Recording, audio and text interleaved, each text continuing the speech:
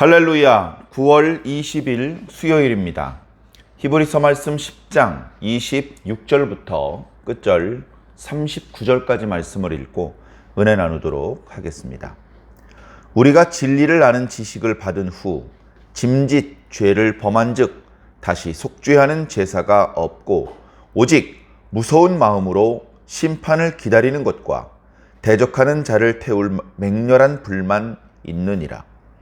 모세의 법을 폐한 자도 두세 증인으로 말미암아 불쌍히 여김을 받지 못하고 죽었거든. 하물며 하나님의 아들을 짓밟고 자기를 거룩하게 한 언약의 피를 부정한 것으로 여기고 은혜의 성령을 욕되게 하는 자가 당연히 받을 형벌은 얼마나 더 무겁겠느냐. 너희는 생각하라. 원수 갚는 것이 내게 있으니 내가 갚으리라 하시고 또 다시 주께서 그의 백성을 심판하리라 말씀하신 것을 우리가 아노니 살아계신 하나님의 손에 빠져 들어가는 것이 무서울진저.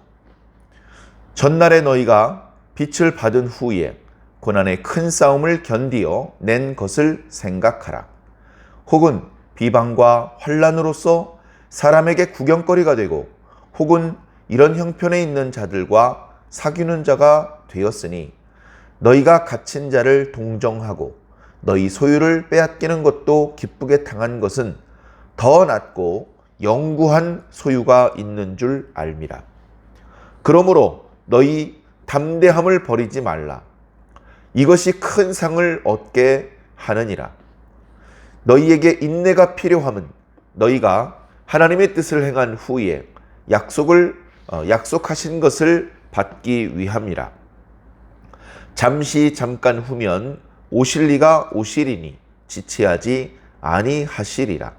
나의 의인은 믿음으로 말미암아 살리라. 또한 뒤로 물러가면 내 마음이 그를 기뻐하지 아니하리라 하셨느니라. 우리는 뒤로 물러가 멸망할 자가 아니요 오직 영혼을 구원함에 이르는 믿음을 가진 자니라. 아멘. 예수 그리스도께서 우리를 위해서 해 주셨던 일, 성육신, 사람이 되시고 우리의 형제가 되시고 우리의 죄를 근본적으로 해결해 주기 위한 대제사장이 되었다는 그 긴 말씀을 마무리하면서 주님께서 이렇게 우리에게 은혜를 베푸시고 구원을 베푸셨으니 우리 성도들은 어떻게 해야 될 것인가 하면서 권면의 말씀을 길게 이어서 하시는 대목이 오늘 말씀까지 이어지고 있습니다. 예수 그리스도의 은혜가 너무나 확실하고 너무나 크고 그리고 유일하다. 다른 방법은 없다. 그렇기 때문에 다소간의 어려움이 있더라도 이 믿음을 굳건하게 지키고 신앙 공동체 안에서 서로를 돌아보아 사랑과 선행을 격려하는 것이 마땅하지 않겠느냐. 최근에 유대인 그리스도인들 중에서 주님을 떠나 다시 그저 옛날처럼 율법으로 돌아가고 유대인으로 돌아가는 자들이 있다. 어쩌면 이 히브리서 말씀을 읽고 있는 너희들 중에서도 그리스도인으로서의 신앙을 힘겹게 생각하고 다시 편안하게 예전 유대인의 삶으로 돌아가려는 그런 마음을 먹는 자들이 있는지 모르겠다. 너희들이 그렇게 판단을 내리는 데에는 이 예수 그리스도가 얼마나 큰 은혜를 우리들에게 주신 분인지, 예수 그리스도께서 주셨던 이 은혜는 다른 자가 흉내낼 수 없어서 유일한 우리가 하나님의 언약의 말씀을 받을 수 있는 유일한 방법인데 그것을 모르는 것 같다. 그러니 이 말씀을 잘 살펴보고 어리석게 주님을 떠나 오히려 하나님의 진노를 사는 일이 없고 하나님께서 주시고자 약속하셨던 모든 그 구원을 얻는 그런 너희들이 되기를 바란다. 그런 마음에서 지금 계속해서 권면의 말씀이 이어지고 있습니다. 두 번에 걸친 긍정적인 권면과 또 오늘 말씀 앞부분에 나와 있는 부정적인 권면, 만약에 이렇게 권면하는데도 불구하고, 이렇게 예수 그리스도께서 어떤 은혜를 베풀어 주셨는지 자세히 설명해 주었는데도 불구하고 다시 돌이켜 나간다면 그가 받을 재앙과 심판이 얼마나 무섭겠느냐, 그런 부정적인 경고가 있는 것이죠. 그리고 마지막으로 종합적으로 이제 32절 이하의 끝절까지는 종합적으로, 자, 그러니 우리 이렇게 하자 하면서 권면의 말씀으로 오늘 말씀이 이제 마무리가 되고 있습니다. 자, 오늘 말씀 앞부분을 보면 우리가 진리를 아는 지식을 받은 후에 다시 죄를 범한다면, 예수님을 믿은 후에 다시 예수님 믿지 않고 이전의 유대인의 삶으로 돌아간다면 그 죄를 속죄하는 제사는 없다. 용서받을 길이 없다. 사실 이런 내용은 저 앞에 6장에 일부 언급이 되었었죠. 너희가 성령의 빛을 보고 은혜의 맛을 보고 다시 돌이킨 자는 예수 그리스도를 드러내놓고 십자가에 못 박게 한 그런 죄를 저지른 것과 마찬가지다. 그런 말씀을 주셨었는데 지금 또 마찬가지입니다. 다시 말해서 히브리서 말씀은 예수님 모르는 사람, 예수님 믿지 않는 사람을 전도하기 위해서 쓰여진 말씀이 아니고, 이미 예수님을 믿고 있는 사람들, 그런데 흔들리고 있는 사람들, 왜 예수님을 통해서만 하나님께 갈 수 있는지, 왜 예수님이 아니면 안 되는지 잘 모르는 사람들을 위해서 기록된 말씀인 것입니다. 이 예수 그리스도의 진리를 알면서도 그 복음을 믿고 신앙을 하다가 나가버린다면 그 죄에 대해서는 용서받을 수 있는 제사가 없다. 오직 무서운 마음으로 하나님의 심판을 기다릴 수밖에 없다.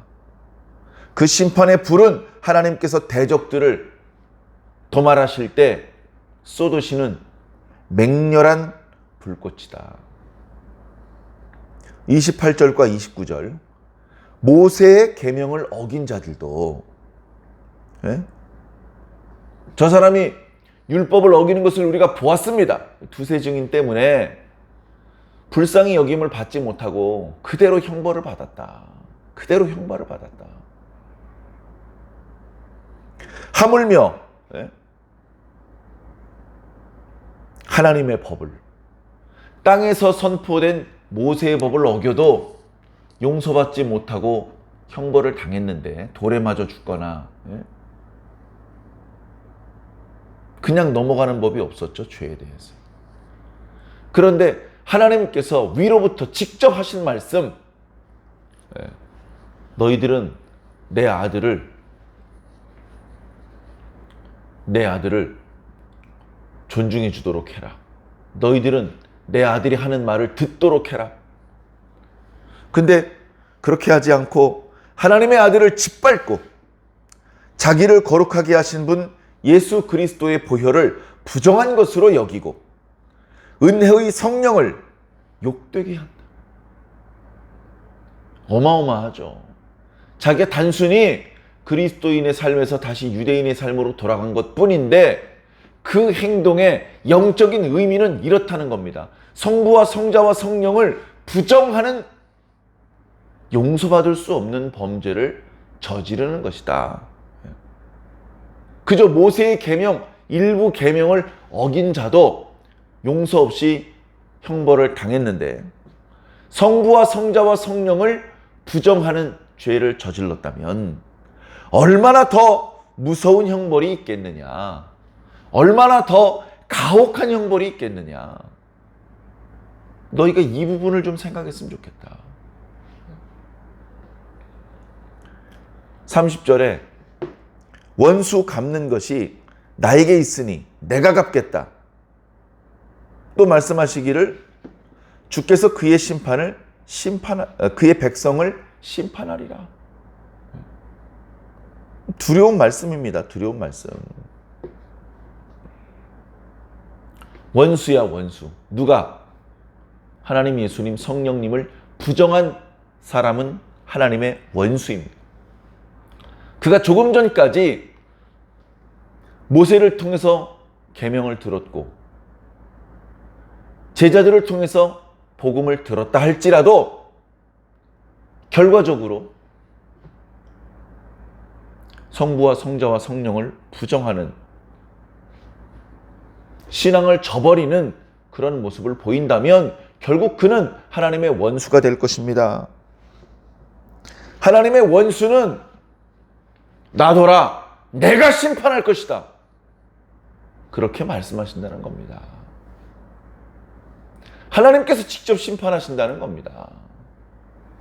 이 얼마나 두려운 말씀입니까? 하나님께서 직접 쏟으시는 그 재앙을 어찌 감당할 수 있단 말입니까?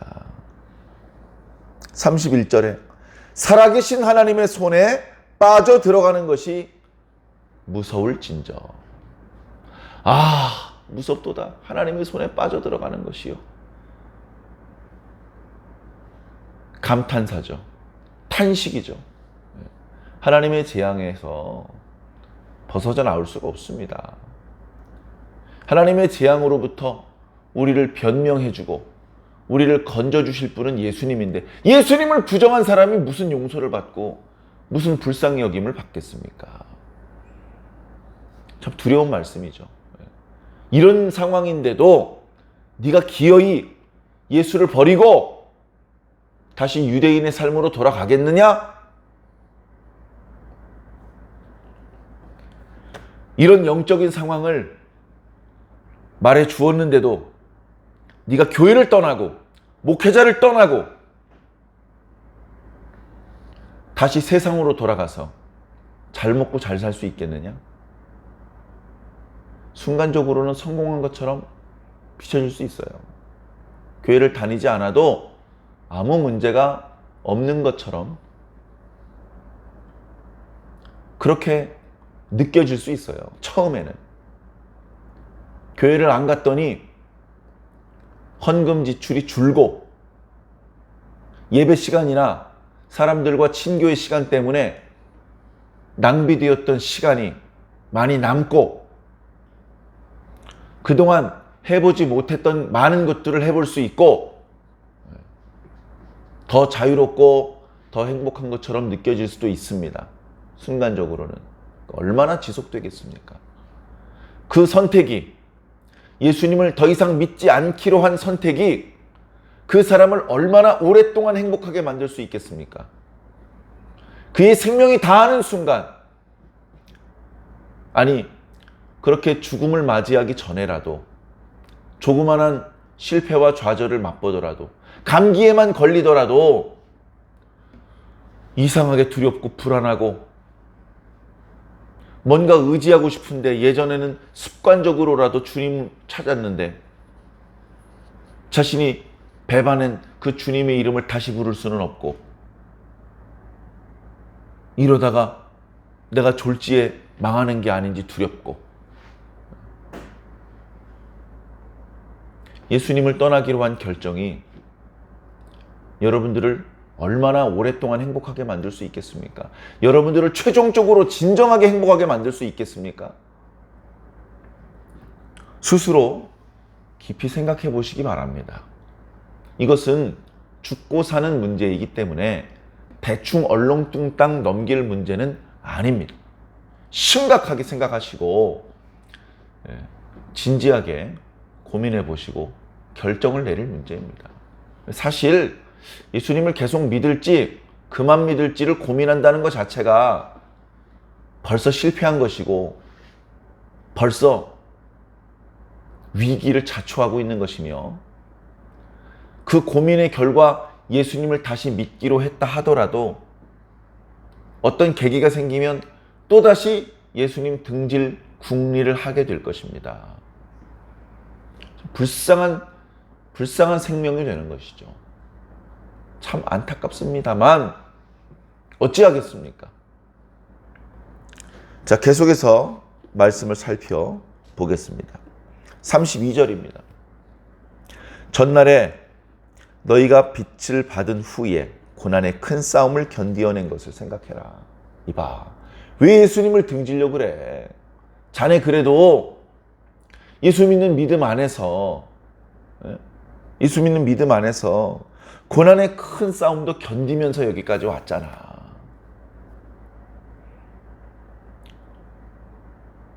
그 들었던 말씀 붙잡고 기도하면서 여기까지 왔잖아. 왜 엉뚱한 생각을 하고 그래? 그렇게 말씀하고 있는 것입니다.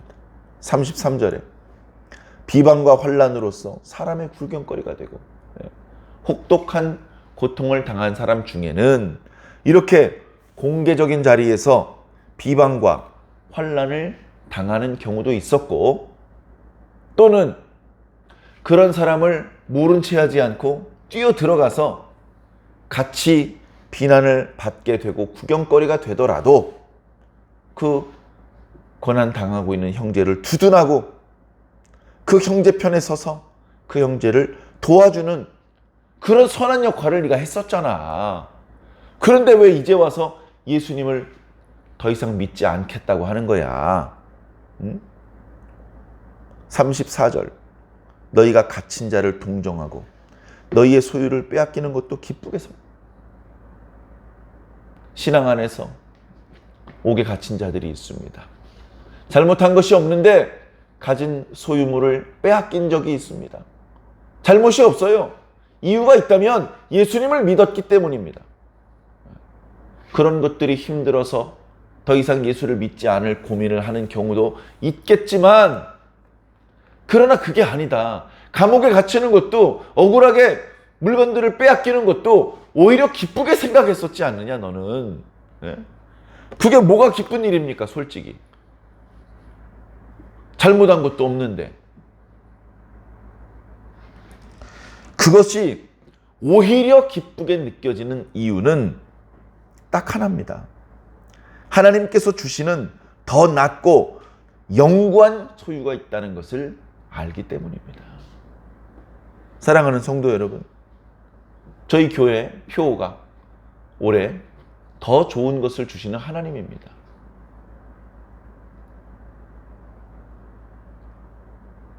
표를 그렇게 정한 배경 구절이 바로 히브리서 말씀입니다. 하나님께서 더 좋은 거 주신다. 지금 가지고 있는 거 뺏겨도 괜찮다. 더 좋은 거 주시니까. 500원 뺏겨도 500만 원, 5천만 원 받을 거니까 너무 아깝고 억울하게 생각하지 말아라.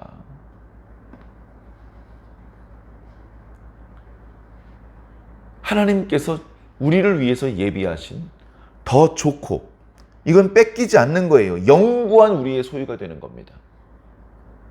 이걸 잊어버리면 그럼 인내를 못 해요. 아이씨, 내가 가진 게 이게 전부인데 이건 빼앗기면 안 되는데 예수를 부인해서라도 이걸 지켜야지. 이렇게 되는 겁니다.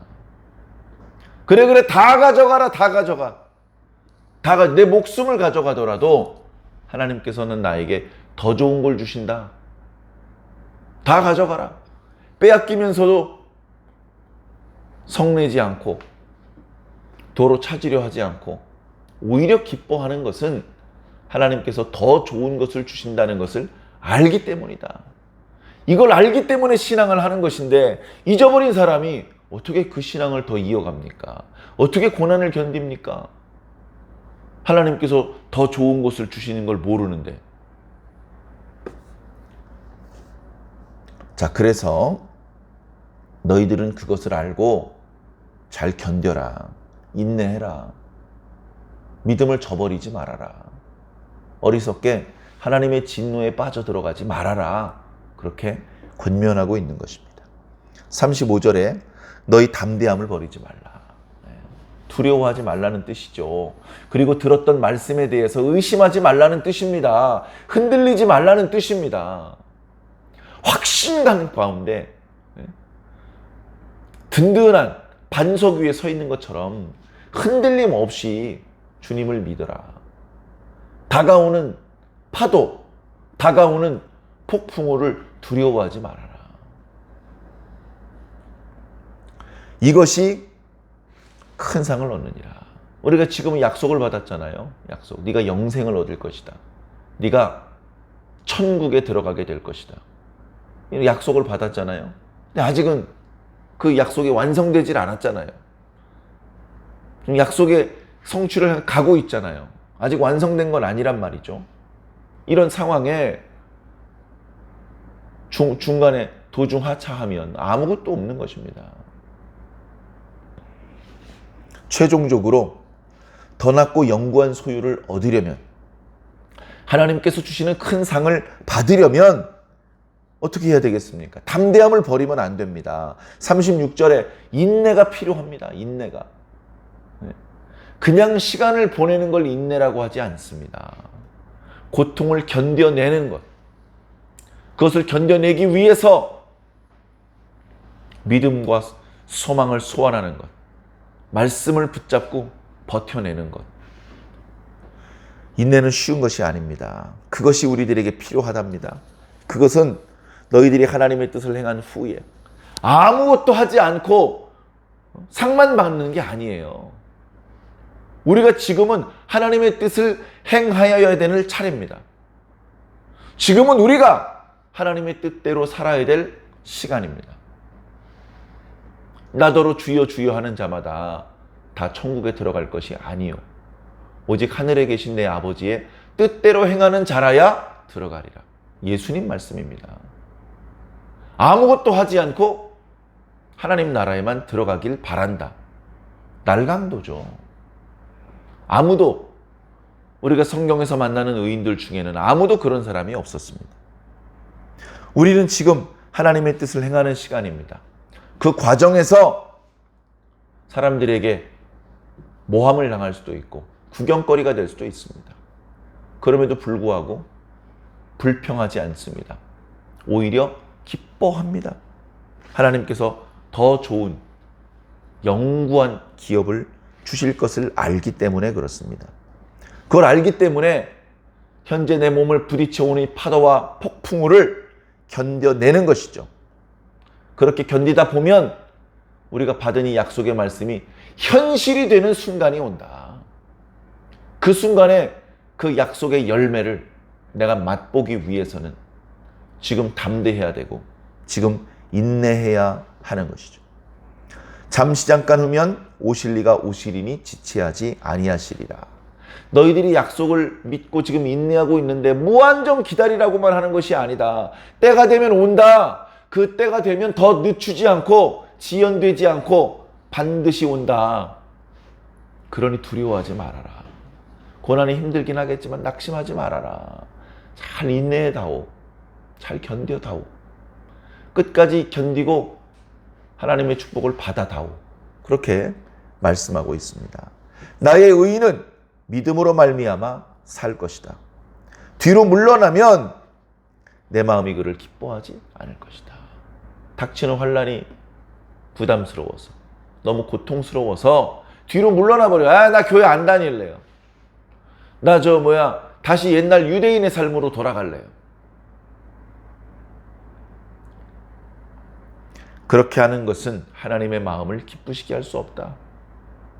마귀나 기쁘게 하는 행동이 되겠죠. 스스로 축복의 기회를 걷어차고 자멸하는 그런 상황이 되는 것입니다. 자, 마지막, 우리는 뒤로 물러가 멸망할 자가 아니다. 오직 영혼을 구원함에 이르게 하는 믿음을 가진 자다.